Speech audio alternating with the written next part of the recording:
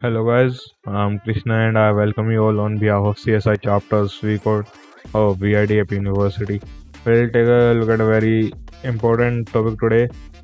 It is a topic from Java which is string buffer. So what is a string buffer?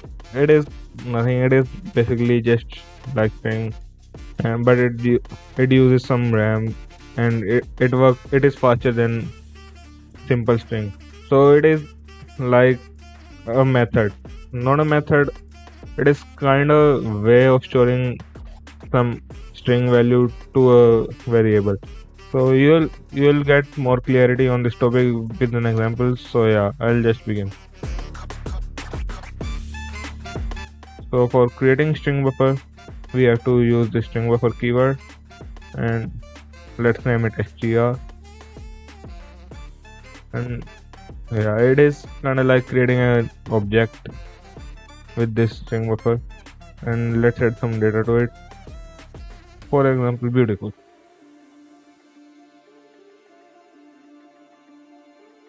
And now what I'll do, I'll just print out str.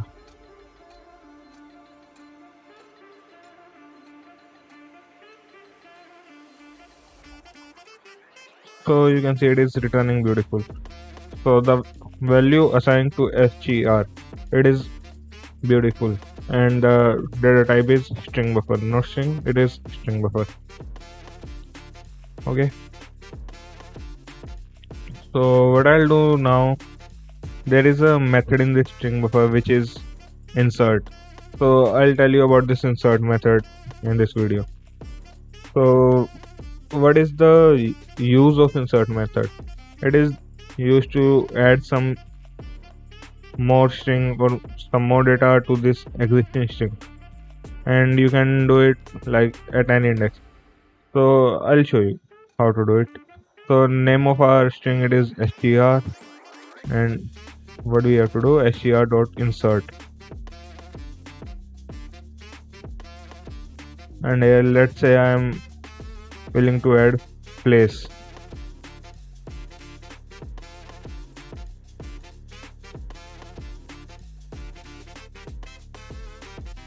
You also have to specify that at which index you want to add this.